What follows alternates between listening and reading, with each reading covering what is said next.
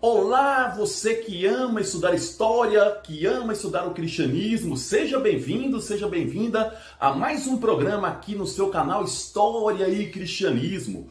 Hoje o nosso programa vai falar sobre a crise na Ucrânia, o que está acontecendo no leste europeu que está colocando as grandes potências em choque uma contra a outra.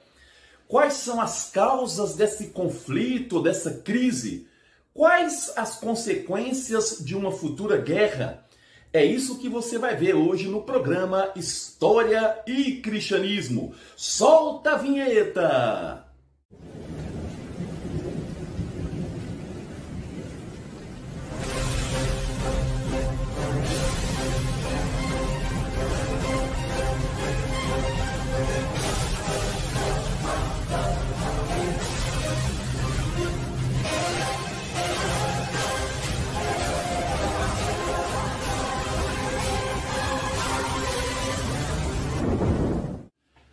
Para entender o que está acontecendo na Ucrânia, essa crise, nós didaticamente vamos dividir essa compreensão em alguns pontos.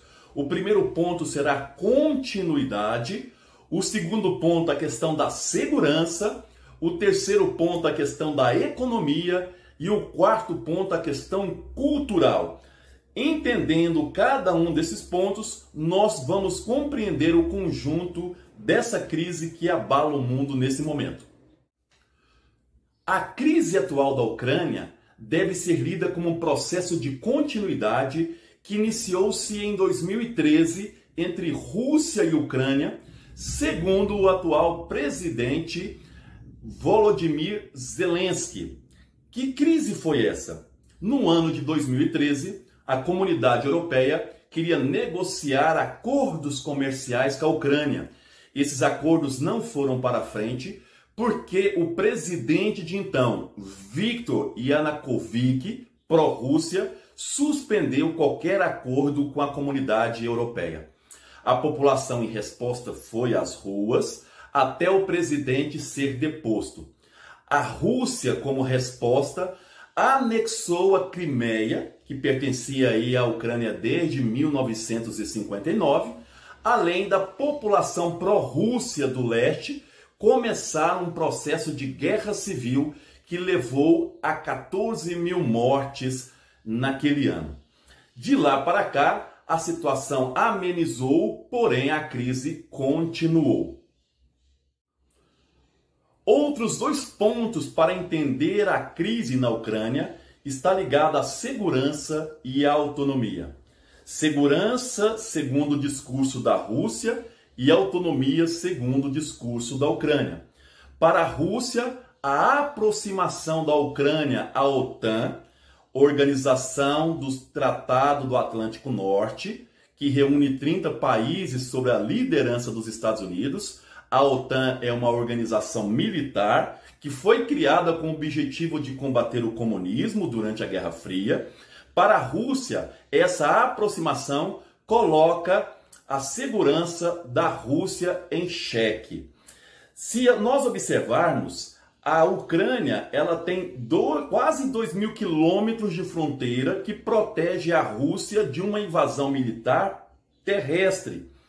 Em 1812, só para que a gente possa entender, Napoleão Bonaparte tentou invadir a Rússia, a antiga União Soviética, através da Ucrânia e foi enfraquecendo seu exército. Todo esse território até chegar a Moscou dá 1.500 quilômetros. Sem a Ucrânia, essa distância diminui para 600 quilômetros.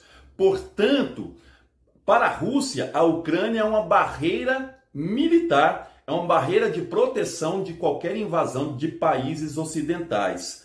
Aqui um ponto importante é que no ano de 2021, a OTAN, juntamente com a Ucrânia, fizeram testes militares próximos ali à região da Crimeia, o que para a Rússia soou como sendo aí um alerta em relação à sua segurança. Por outro lado, a Ucrânia advoga a seu favor que se trata de um país independente e que ela pode fazer acordos com quem quiser e aproximar da OTAN ou de qualquer grupo, porque trata-se de um país livre, autônomo. Portanto, de um lado, a segurança da Rússia fica ameaçada com a aproximação da Ucrânia em relação à OTAN, mas, por outro lado, a Ucrânia exige aí a sua liberdade, a sua autonomia política em relação à Rússia. Ainda em relação à segurança, a Ucrânia acusa a Rússia de cometer a guerra híbrida, que é justamente ataques cibernéticos, derrubando internets, uso de hacker para minar a segurança da Ucrânia, além de apoiar povoamentos pró-Rússia dentro do território ucraniano. Esses grupos separatistas pró-Rússias, inclusive no leste, criaram duas repúblicas independentes, que é aí Donetsk e Lugansk, que não são reconhecidas pela comunidade internacional, mas que têm todo o apoio da Rússia. Outro ponto para entender a crise na Ucrânia é a questão econômica. A Rússia é aí uma das maiores produtoras do gás natural e a terceira maior produtora de petróleo do mundo. O gás natural, para chegar até a Europa, passa pelo território ucraniano. A própria comunidade europeia teme que esse gás não chegue até a comunidade europeia se essa crise continuar. A Ucrânia recebe 2 bilhões para permitir que esse gás passe pelo seu território. A China apoia a causa da Rússia porque é a maior parceira comercial da Rússia, com 147 bilhões de dólares de comércio entre esses dois países. Portanto, a Rússia, que tem aí um dos maiores exércitos do mundo, juntamente com a China, estão incomodando também a comunidade ocidental. Além do mais, também a Ucrânia é um dos maiores produtores de cereais. Isso interessa também tanto a Rússia, como a China, como a comunidade europeia. Então a questão econômica também é fundamental para entender esse jogo, esse tabuleiro de xadrez que está posto aí em relação a essa crise. O outro ponto para entender essa crise é a questão cultural, étnico-cultural. A Ucrânia, assim como a Rússia e mais outros países, pertenciam à antiga União das Repúblicas Socialistas Soviéticas. Existem muitos russos na Ucrânia, inclusive a região da Crimeia, que foi anexada em 2014 pela Rússia, tem uma grande população russa que tem sentimentos russos e que tem muito mais pertença à Rússia do que à própria Ucrânia. Na parte leste da Ucrânia existem também muitos russos, principalmente na região de Donbás, onde acontecem geralmente os conflitos.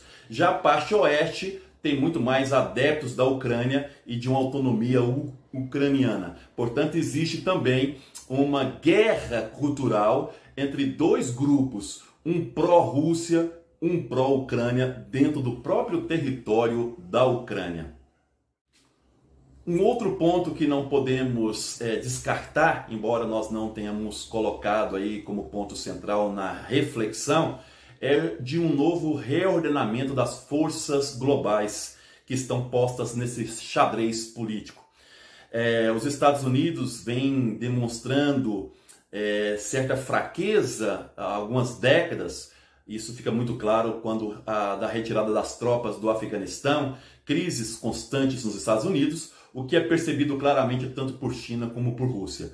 Rússia e China querem dominar espaços e não querem permitir o crescimento dos Estados Unidos em seus territórios. Então hoje existe aí um jogo de xadrez político, onde China e Rússia querem avançar para o território ocidental e ao mesmo tempo proteger o território do leste europeu contra as potências ocidentais. As consequências desse conflito são inimagináveis.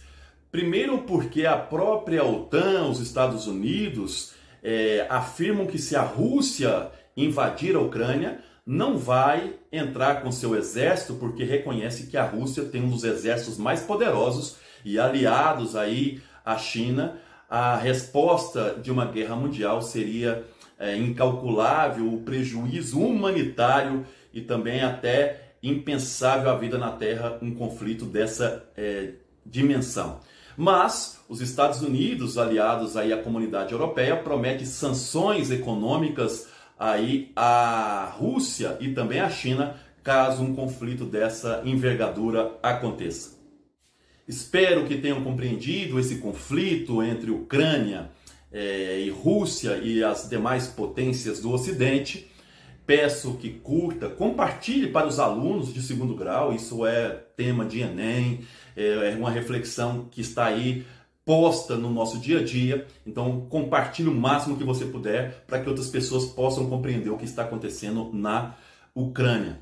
Um outro ponto que eu quero pedir para vocês, a página, é muito difícil, como eu falei já em outro vídeo, manter uma página de educação. Então se você quer investir na nossa página, se você tem colégios, escolas, colégios, né? Se você tem empresas que confiam no nosso trabalho, entre em contato comigo nos comentários, eu vou atrás de você para colocar o teu nome aqui juntamente com o nosso canal. E se você quer ajudar, e se você não tem empresa, mas quer ajudar com qualquer quantia, também entre em contato que você vai ajudar muito esse canal. Nossa ideia é levar informação ligada à história e ao cristianismo para todos vocês. Um abraço, fiquem com Deus e até o próximo programa aqui no seu canal História e Cristianismo.